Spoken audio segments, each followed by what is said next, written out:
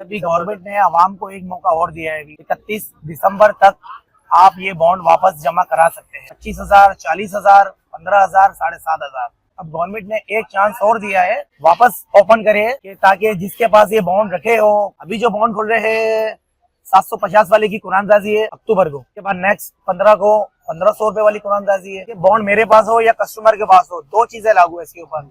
एक, अगर आप फाइलर हो, टैक्स पेयर हो, तो आपका 15% टैक्स कटेगा इनाम लगने की सूरत में। अगर आप नॉन फाइलर हो, आप टैक्स पेयर नहीं हो, तो आपका वो 30% टैक्स हो जाएगा। 6 साल के बाद एक दिन भी ऊपर होगा, आपका स्टेट बैंक की तरफ से इनाम एक्सपायर हो जाएगा।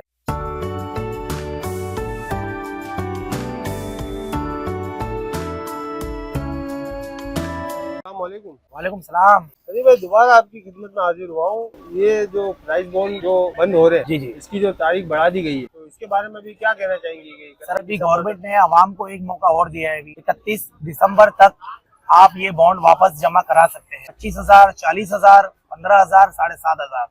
ये 4 बॉन्ड जो गवर्नमेंट ने बंद कर दिए थे, जिसकी कुरानदाजी नहीं हो रही थी, बिल्कुल अभी ऑफ हो गए थे। अब गवर्नमेंट ने एक चांस और दिया है, वापस ओपन करे कि ताकि जिसके पास ये बॉन्ड रखे हो, कोई बाहर मुल्क में हो, कोई भूल गया हो, कहीं भी XYZ, आपके पास जो बॉन्ड पड़े कि वापस आप स्टेट बैंक ऑफ पाकिस्तान में जमा करा दें, या आपका जो अकाउंट है आप वहां पे भी जमा करा सकते हैं। अभी जो बॉन्ड खुल रहे हैं 750 वाले की कुरानदाजी है अक्टूबर को, के बाद नेक्स्ट 15 को 1,500 रुपए वाली कुरानदाजी है। तो हर 15 तारीख को ड्रॉ होता है। प्राइस बॉन्ड का इनाम लग जाता है, तो वो कस्टमर के ऊपर कितना टैक्स लागू है? और वो इनाम अगर खुल जाता है और वो बॉन्ड आपके पास पड़ा है, तो आपके ऊपर कितना टैक्स लागू? सर देखिए, बॉन्ड मेरे पास हो या कस्टमर के पास हो, दो चीजें लागू है इसके ऊपर।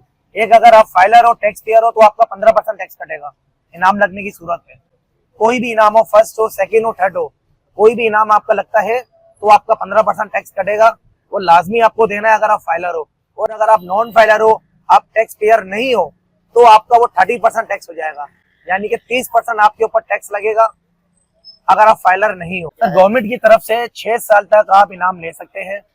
6 साल के बाद एक दिन भी ऊपर हो जाएगा तो आपका इनाम एक्सपायर हो जाएगा।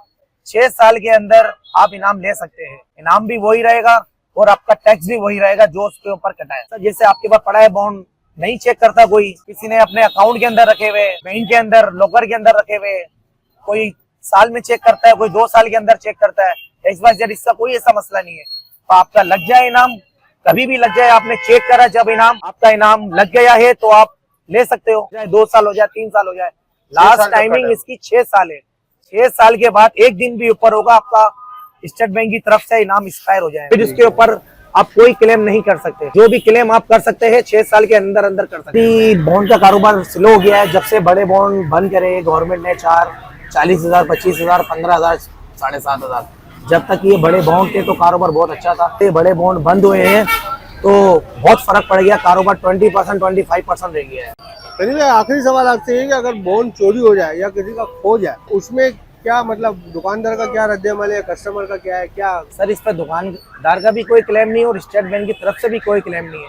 क्योंकि देखिए, जेब के अंदर बॉन्ड है, आप दुकान से ले जा रहे हैं, अगर बाहर आपके साथ वारदात हो जाती है या आपके हाथ से खुद गिर जाता है, XYZ कुछ भी मसला हो सकता है, तो जैसे जिसको मिला है, जो सेकंड पार्टी है, वो उसका मालिक हो जाएगा। क्योंकि आप क्लेम नहीं कर सकते, इस बॉन्ड के ऊपर लिखा हुआ नहीं है कि ये मेरा है और मेरे नाम से इश्यू हुआ है, इसका मालिक मैं ही हूँ।